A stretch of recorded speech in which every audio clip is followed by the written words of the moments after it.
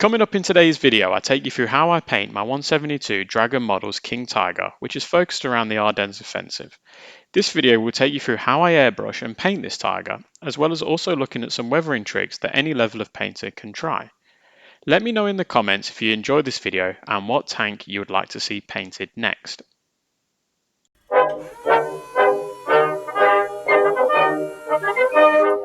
Okay, so the model in question is made by Dragon Models, and this kit contains some Fallschirmjäger riders, a metal barrel, and obviously the King Tiger. So you get 4 of those Fallschirmjäger tank riders, and they're in a very casual sort of pose. You can see here what's included. You get a really nice decal sheet, more decals than I thought you would actually end up with, which is fantastic. So you can use them obviously for your other miniatures. The actual instruction sheet is really straightforward to use. There was a couple of things I was a bit confused about with regards to the main road wheels, but I'm sure the majority of you are probably a lot smarter than I am, so you'll work it out a lot easier than I did. I did make a mistake and have to rip one of the road wheels apart and glue them back together. You can see the metal barrel there, and I'm just showing you the different parts of the kit. So I think there's 4 sprues plus the tracks, which are rubber. You've also got some photo edged parts as well. They're just for the grills for some of the engine areas. Now, with regards to putting this kit together, it went together really nicely. No parts snapped apart from the tow cables that you can see in that shot there. Both times, because you get 2 for each side, both sets snapped. I glued one back together, but the other set I just gave up and cut it away, just so it gave the vehicle a bit more character. So these are the parts of the actual figures, so you can get different bits of their webbing, etc. And then there's the last bit, so there's some road wheels in there. Sort of being a bit clumsy there, fumbling it around, but yeah, that's the part that took the longest, was the road wheels. Let's get on to painting. So to start off with, let's get our airbrush. So we use the Harder and Sternbeck 2-in-1 Evolution, and I'm also going to be using a 0.15mm needle and nozzle, which is an add-on. So to start off with, I use the 2-in-1 Evo, and I use the 0.20mm needle and nozzle. You can also use the 0.40 if you want to for this part, because it's just a base coat, and I'm using Dark Yellow 2 from Tamiya.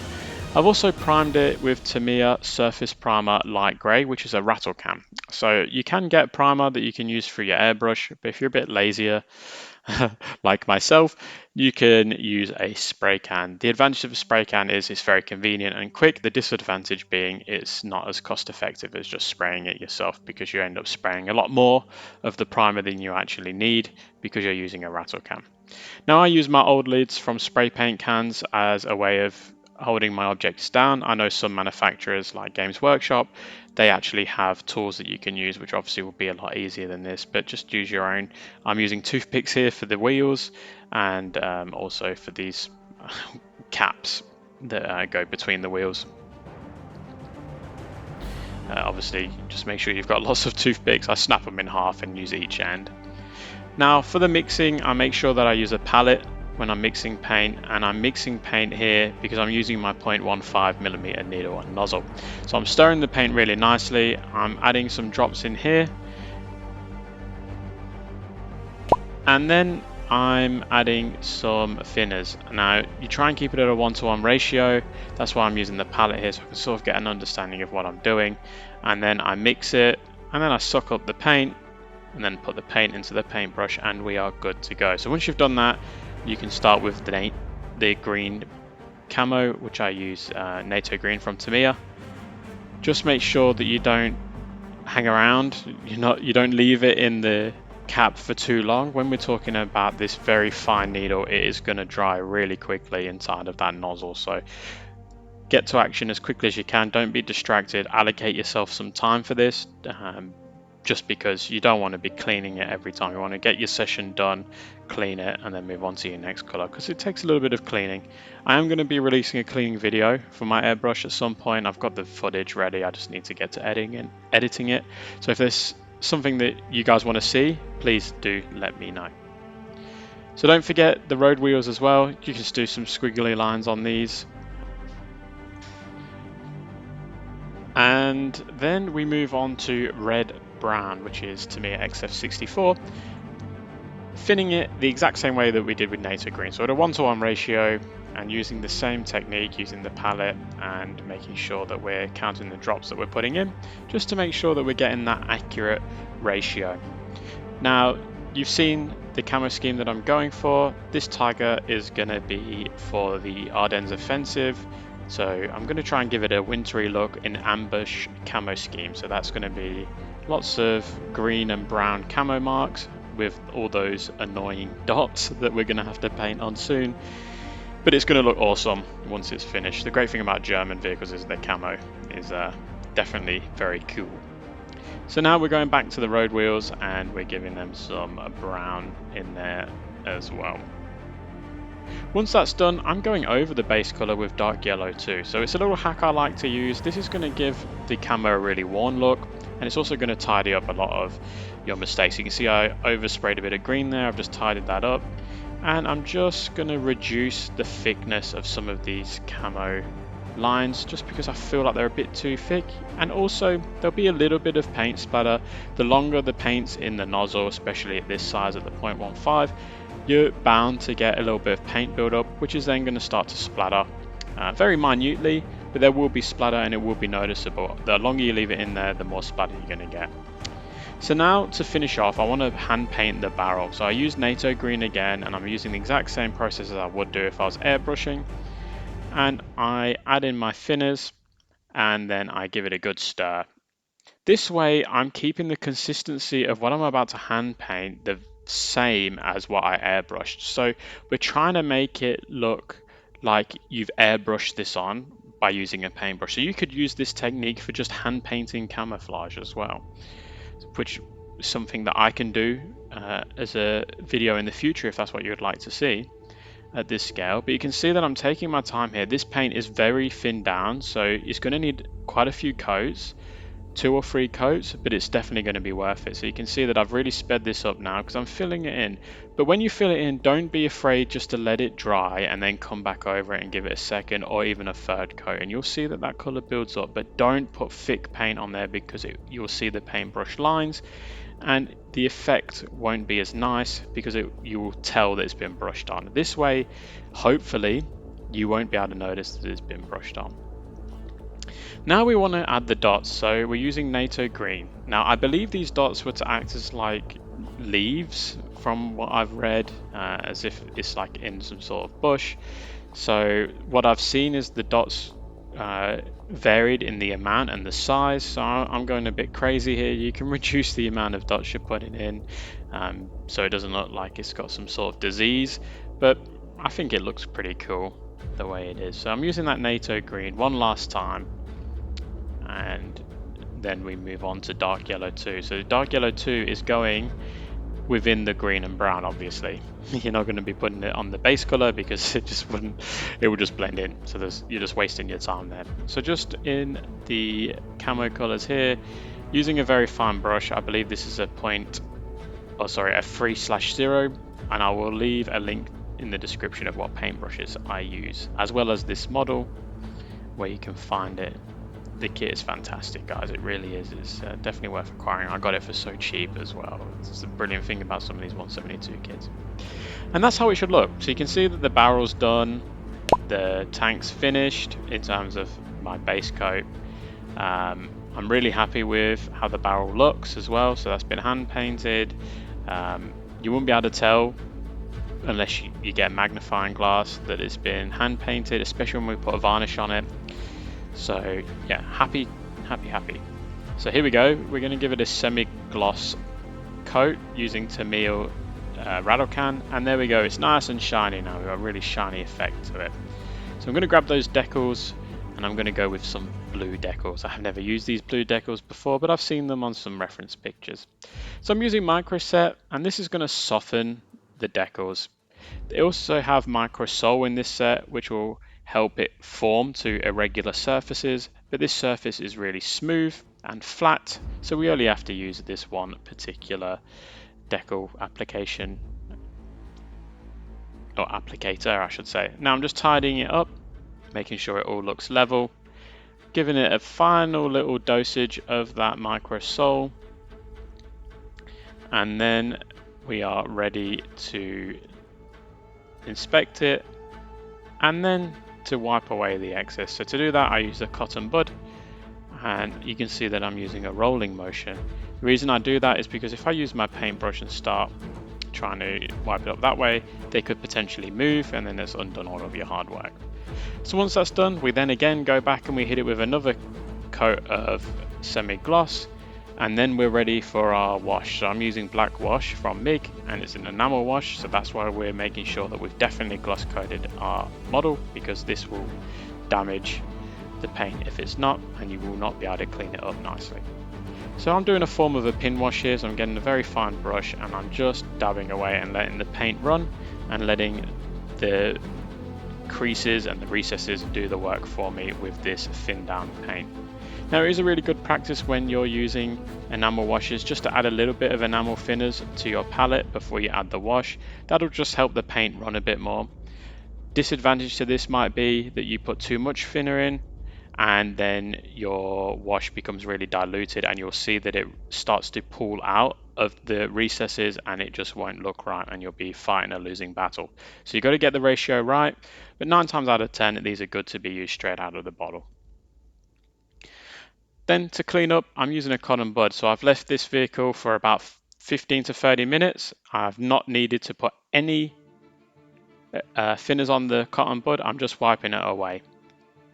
It's wet enough that I can wipe it away, but it's dry enough that it's sticking to the recesses. So you've got to find that really precise time. Once you do, this will make your process and your life 10 times easier.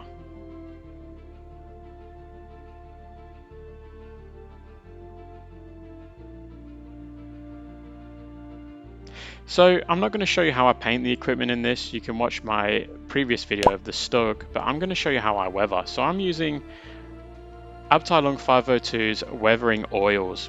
Now I'm using like a poo brown, a white and a really dark brown, and I'm using an old brush and I'm applying small and medium sized dots to the surface in which I want to weather. Now there is 2 ways of weathering. There is, for me, for this that I'm going to be showing you, the streaking way, which is applying these and then getting a brush and going straight down with the brush. And then there's the blending, so the surfaces that obviously aren't going to be affected by streaks are the very smooth top surfaces. We want to blend them together, so you do this exact same method, except you just go in a circular motion with your brush until you're happy with the effect that you get. But for this I'm going to show you how I streak. So I'm getting the colors here. You could also add yellow, but this set didn't contain yellow and I don't have a yellow on me, so that's why I didn't add yellow. Yellow will just brighten it up. So now I use odorless thinners. Again, these are Abteilung 502 odorless thinners. Try and keep it all the same if you can. And you can see that I've wiped away the majority of that and now I'm brushing down. So straight away we can see that it's taking an effect. It's hiding most of the camo, which obviously we don't want. So I've sped it up because this process takes a little while, not too long. But I'm just giving it plenty and then I'm drying it off, and then if I feel like I need a little bit more thinners on there, I get the majority of the thinners off the brush and I keep working it. Now I've slowed it down and I'm going to show you that there is more to this technique that you can do. You can get a finer brush and then start working it. So this way you'll be able to see a lot clearer what you're working with and pick out particular colors that you want. Now if you want to add in a further bit of streaking, grab that really dark color and add in a few specific areas that you want the streaks to go. So I'm doing some areas where there might be a bit of rust or a bit of dirt that might have accumulated, and then I'm just going straight down with a tiny little bit of thinner on my brush, and then you'll see that the effect really does work nicely. So you don't have to go straight down. You could make it a really like dirty area or a thick bit of runaway, whatever you want to do. This effect really works nicely. It saves you buying the enamel washes for this because oils will last you forever. I find this trick works really nicely. This is probably one of the funnest parts for me of the model making process as well.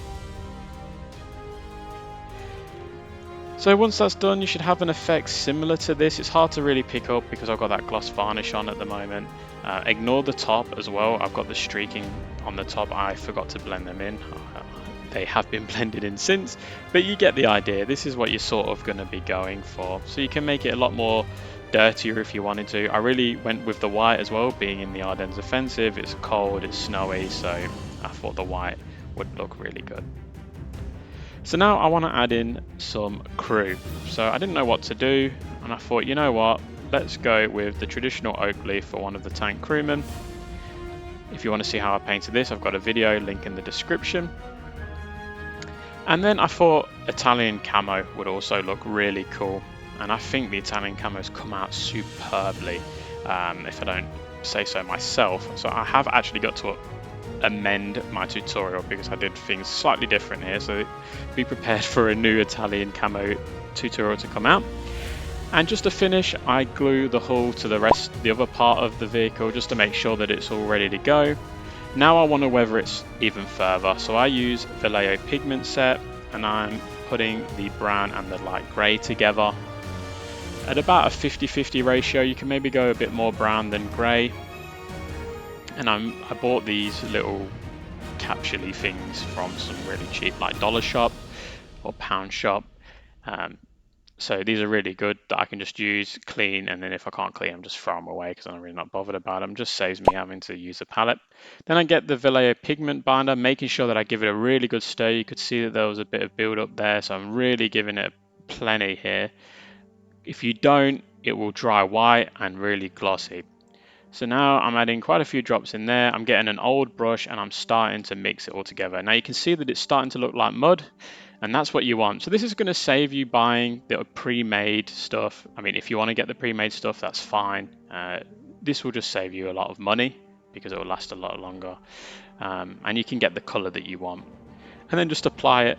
Don't go crazy. I see a lot of people at smaller scales go really crazy with mud, and some people can pull it off, but some people can't. And when they can't, it just looks too silly. So go light, let it dry, and then if you go, no, I need a little bit more, then do it. Remembering that the front of these wheels are going to have a lot more mud on them than the ones behind. Same with the mud guards. I'm putting only a little bit on the bottom of it. So yeah, start light and then work it up. And then finally I use Tamiya Weathering Master, and I'm using set A here, and I'm using the mud, and I'm just getting the side of the vehicle and I'm just dabbing it on in circular sort of motions. You don't want to go too heavy on this, but you can really make some of that color start to fade out, and that's what's going to give it a really worn, dusty look.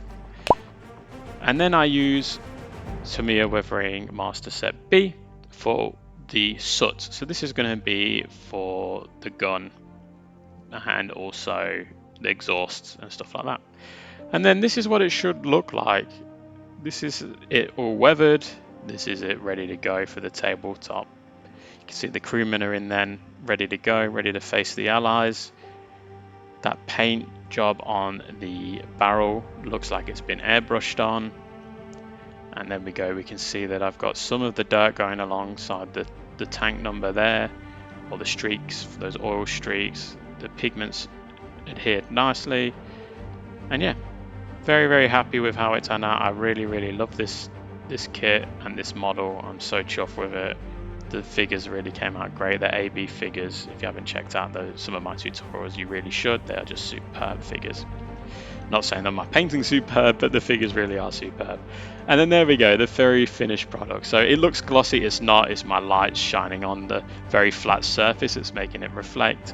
I gave it a flat coat once I was finished, and this is how it looks like. So I think we've got a Tiger that's dirty enough that it's seen a bit of combat. I would have liked to have put some tank kill markings on the barrel. That's my bad, I completely forgot about them. I could probably go ahead and do that at some point, but yeah, this is it in a nutshell. Like I said, if you want to see how I paint the rest of the equipment, I've got a 172 stock video that you might be interested in. But if you're new here, please do like and subscribe. If you're existing, also please like. It really does help the YouTube algorithm if you like. The more likes I get, the more the video will be recognized and the more support I will gain for the channel. Other than that, guys, I really do appreciate you watching. I've also got a Patreon, and thank you to those that have signed up. I've now moved to 7, so I'm really chuffed with that. Any money that goes towards Patreon will be put back into the channel, but I'll have an update on that in the future as well. Thanks again, guys. I really appreciate you watching, and I will catch you at the next one.